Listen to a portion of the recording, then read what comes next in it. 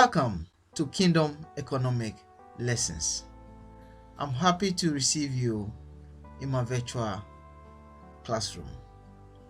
Our topic for the day is saving versus investing. The topic is taken from Matthew chapter 13. We are going to read from verse 11 to verse 12. Remember, we started with Matthew chapter 13 from verse 3 and we read all the way to verse 10. This was talking about the parable of the sower. And in verse 10, the disciples of Jesus asked him a very critical question. And the question was, why does he speak in public in parables, but in private with them in plain words? This is what Jesus had to say. In verse 11 it says, he replied, because the knowledge of the secrets of the kingdom of heaven has been given to you, but not to them. And in verse 12, he said, whoever has will be given more, and they will have an abundance. Whoever does not have, even what they have will be taken from them. Our pivot quotation is the verse 12.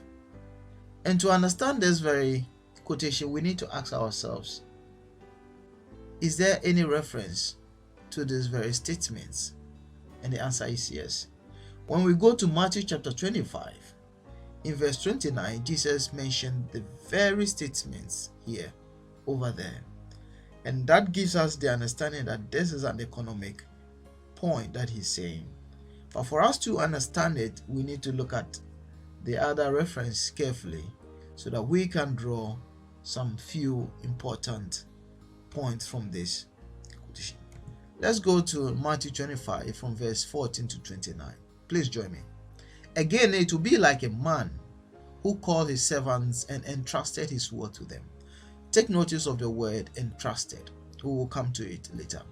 To one he gave 5 bags of gold, to another 2 bags, and to another 1 bag, each according to his ability. This is also very important to note. Each according to his ability. The man who had received 5 bags of gold went at once and put his money to work. Please take notice of the point, put his money to work, and gained 5 bags more. So also the man with 2 bags of gold gained 2 more. But the one who had received 1 bag went off, dug a hole in the ground, and hid his master's money. The man who had received 5 bags of gold brought the other 5. Master, he said, you entrusted me with 5 bags of gold. See, I have gained 5 more. His master replied, well done. I will put you in charge of many things. The man with 2 bags of gold also came. Master, he said, you entrusted me with 2 bags of gold. See, I have gained 2 more.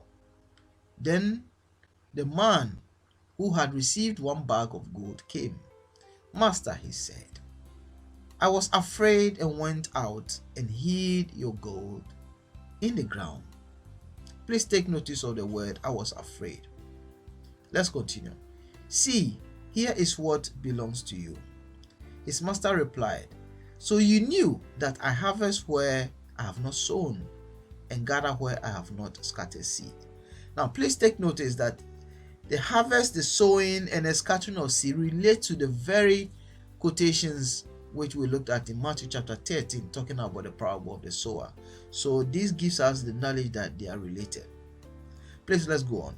Well then, you should have put my money on deposit with the bankers, so that when I return, I will have received it back with interest. So take the bag of gold from him and give it to the one who has 10 bags. Now, our pivot quotation, here it comes. For whoever has will be given more, and they will have abundance. Whoever does not have, even what they have, will be taken from them. How do we analyze this very pivot quotation carefully?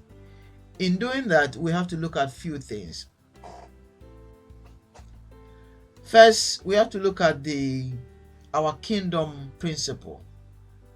And in our kingdom principle, I mean the first point is identification, classification, looking at the knowledge given, how we can understand this knowledge, and finally wisdom, how we can apply. So let's go to the first one, which is identification. What do we identify in this very quotation? We hear there are two, the have and the have not. So please take notice of that.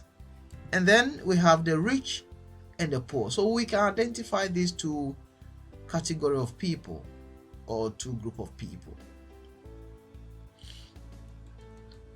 From here, let's go to our next point, our next principle, which is classification.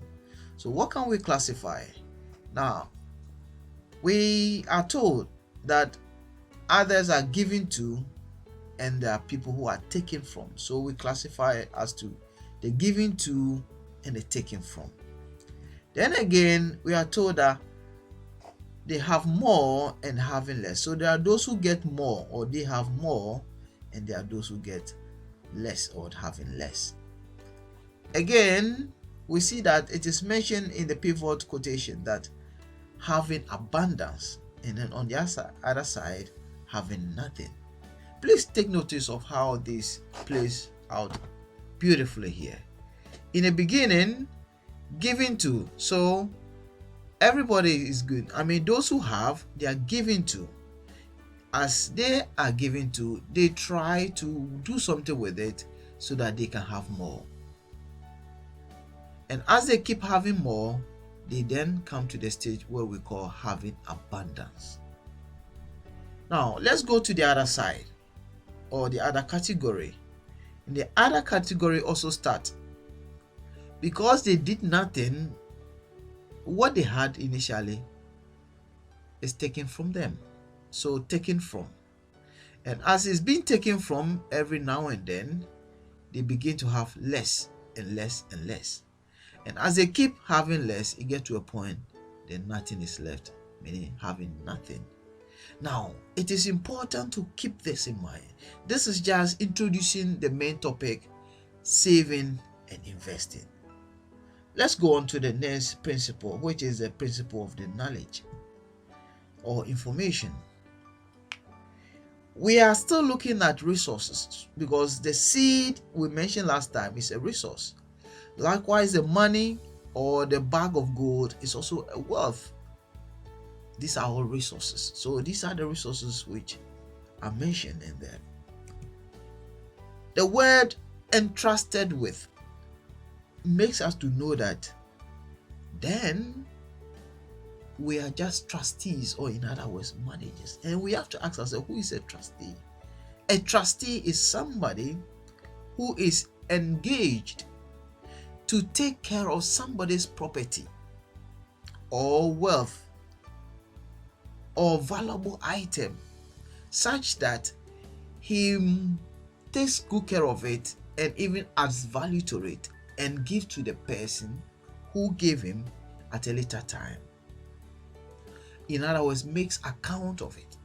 So trustees are people who they are put in trust of especially money or wealth so that they manage it and make it more, and then they give it back to the owner.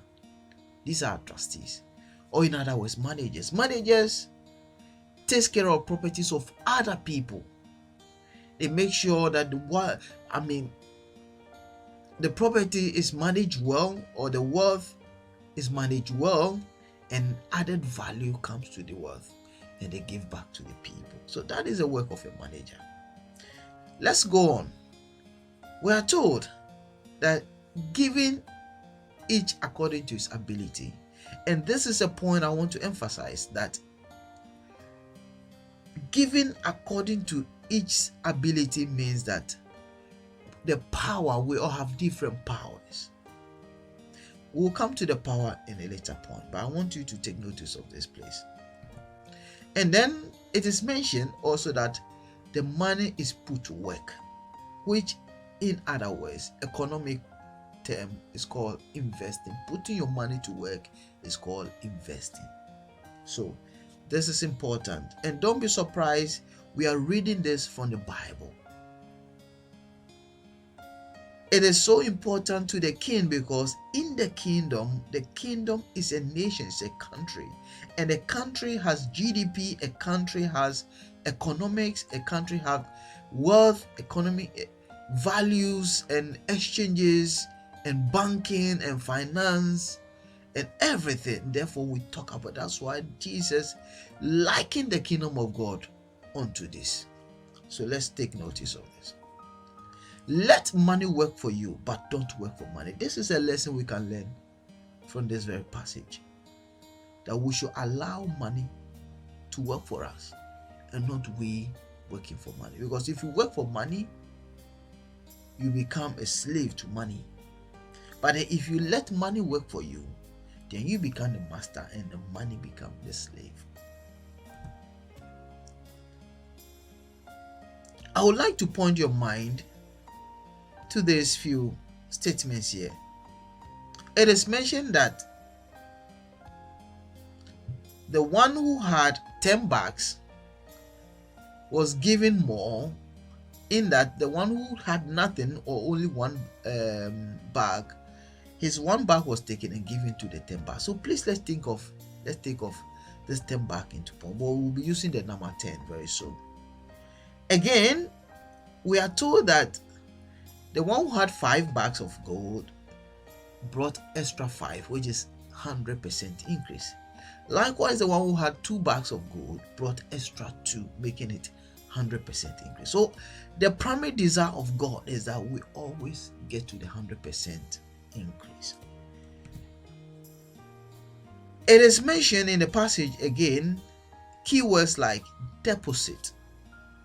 When we talk about deposit, it's banking, right? And then we are told bankers, or in other translation, exchanges. The Bible also mentions interest. That makes it a kingdom message, economic lesson. Religion doesn't talk about banking, doesn't talk about deposit, doesn't talk about interest payments, but kingdom talks about it. That is why I so love the kingdom of God. Now, let's go to the next economic principle, which is understanding. When we say understanding, it is important to keep in mind that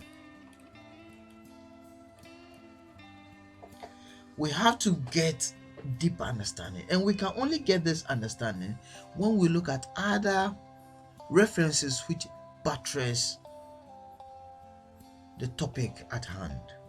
Now, I want us to look at Matthew chapter 6, verse 9 to 11. You know this very quotation so well. It says, "Our Father in heaven, hallowed be your name, your kingdom come. Your will be done on earth as it is in heaven. Give us this day our daily bread." This is an important prayer template given to us by the King himself. But most of the time, we'll recite this template thinking that, but we are given this template so that we'll use it to build our prayer petition when we are making requests to God.